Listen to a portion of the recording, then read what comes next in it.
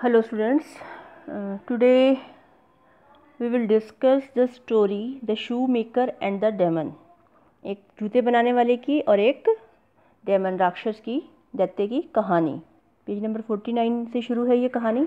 वैसे ये आपके खुद के पढ़ने के लिए है, पर मैं आपको इसकी समरी बता देती हूँ ताकि आपको पता लग जाए कि इस चैप्टर में है क्या। तो क्या है इसमें कि बनारस की एक सिटी है, वहाँ पर एक शू मेकर रहता है जिसका नाम है भिक्खू।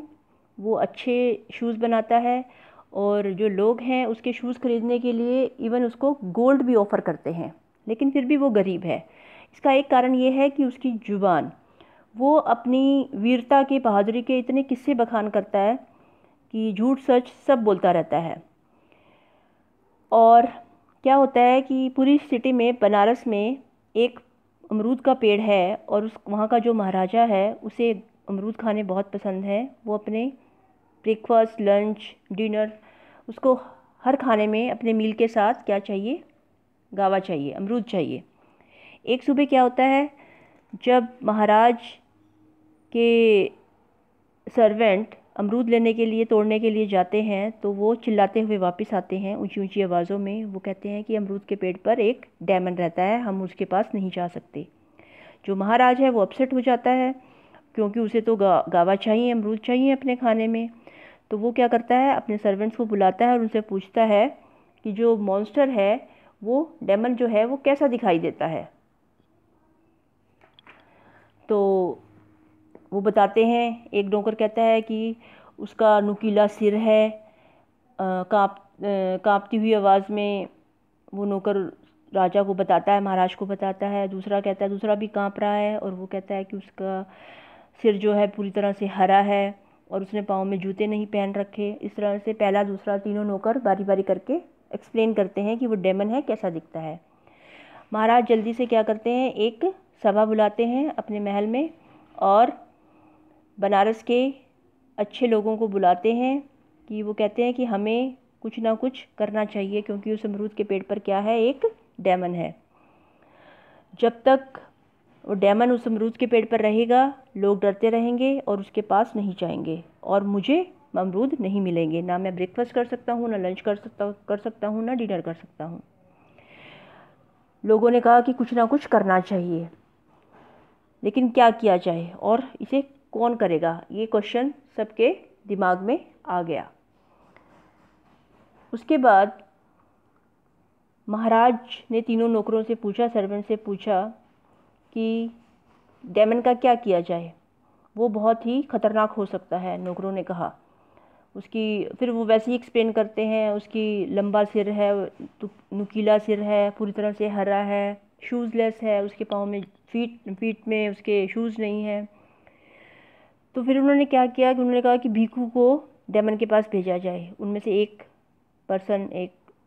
आदमी चिल्लाया कि क्योंकि वो हमेशा अपनी बहादुरी के किस्से बखान करता रहता है, वो बहुत बहादुर है, उसे वहाँ पर भेजा जाए।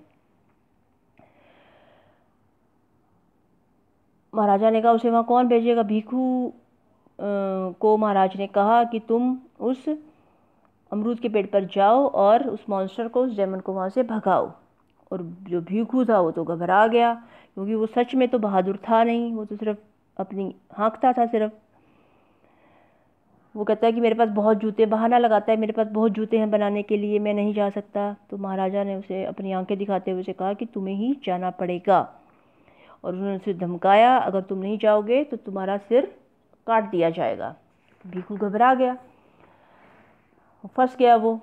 तो वो डर रहा था अमरूद के पेड़ पर जाने के लिए और दूसरी तरफ उसको ये भी डर था कि उसका सिर काट दिया जाएगा। तो वो रात भर सो ना सका, पलक भी ना झपका सका और उसने क्या किया, अपना दिमाग चलाया और गहरी रात को जब सब सो रहे थे उसने वहाँ से भागने का सोचा, नगर से भागने का सोचा। भिक्खू गलियों में से होता हुआ नदी तक पहुँच गया और वहाँ उसे एक बोटमैन मिला। उसने उसको कहा कि तुम मुझे यहाँ से ले जाओ, नहीं तो मेरा सिर अलग कर दिया जाएगा अगर मैं ऐसे ऐसे उस डेमन को वहाँ से नहीं भगाया। उसने बोटमैन को सारी बात बताई। तो बोटमैन ने कहा कि राजा तो तुम्हें कहीं ना कहीं से ज़रूर पकड़ लेगा, तुम कहीं भी चले जाओ, वो महाराज है, वो कहीं ना कहीं से तुम्हें पकड़ लेगा और तुम फिर पकड़े जाओगे तो तुम्हारा सिर तो वैसे ही कट जाएगा। तो इससे तो अच्छा है कि तुम अमरूद के पेड़ के पास जाओ और वहाँ पर डायमंड को देखो वो कैसा है और उसके साथ मुकाबला करने की कोशिश करो। फिर क्या हुआ, वो बड़ा घबराता हुआ वहाँ पर पहुँचा और डायमंड को देख पाता। एक आवाज़ पेड़ के पास से आई, कांपती हुई आवाज़, बिल्कुल पतली सी आवाज़ आई, भाई तुम मेरी हेल्प करने आए हो। भीखू ने हैरानी के साथ पेड़ की तरफ देखा कि वहाँ पर कोई एक छोटा सा आदमी था जिसकी जो सिर था वो पॉइंटेड था, कुछ पहना हुआ था उसने। वो झाड़ियों में से बाहर निकला, वो नंगे पाँव था। भीखू चिल्लाया, अच्छा तुम डेमन हो? डेमन? उस छोटे से आदमी ने चिल्लाया कि कौन डेमन? मैं डेमन नहीं हूँ। तो तुम कौन हो? भीखू ने उससे घबराते हुए डरते हुए पूछा। तो उसने कहा, मैं गांव में रहता हूँ, किसान हूँ। मैं इस पेड़ के पीछे छुप रहा हूँ क्योंकि मैं घर नहीं जा सकता, मुझे मेरी वाइफ से डर लगता है। भीखू ने पूछा क्यों? उसने कहा क्योंकि कल क्या हुआ, जब मैं घर वापस जा रहा था अपने रास्ते से, मुझे एक आदमी मिला जो ये फ़नी हैट्स बेच रहा था। जो हैट उसने सिर पे डाली हुई है, लिटिल मैन ने ऐसी हैट बेच रहा था। तो मैंने अपने शूज़ देकर वो हैट खरीद ली। अब मैं नंगे पाँव हूँ और अगर मैं नंगे पाँव घर जाऊँगा तो मेरी वाइफ मुझ पर चिल्लाएगी। तो भीखू हंसा ज़ोर ज़ोर से। उसने क्या किया, एक लेदर का टुकड़ा निकाला, क्योंकि वो बैग में अपने जो बड़ी पॉकेट है उसकी, उसमें हमेशा वो रखता था।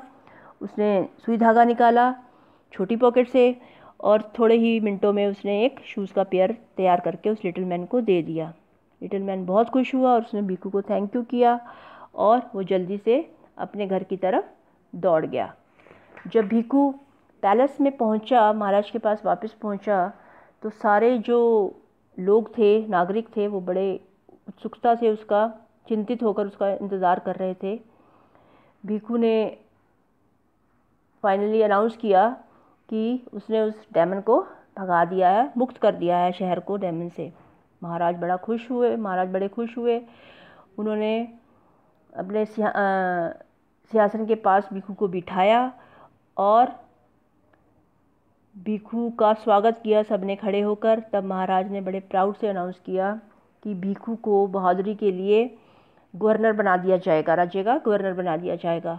भीखू अब बहुत अमीर हो गया था और बहुत ही मशहूर हो गया था, लेकिन फिर भी उसने जूते बनाना बंद नहीं किया। वो जूते बनाता था एज अ हॉबी, अपने शौक़ के लिए। तो this is all about the story of this chapter. तो ये यूनिट आपकी कंप्लीट हो गई है। कल हम यूनिट 3 स्टार्ट करेंगे, ठीक है? Thank you very much.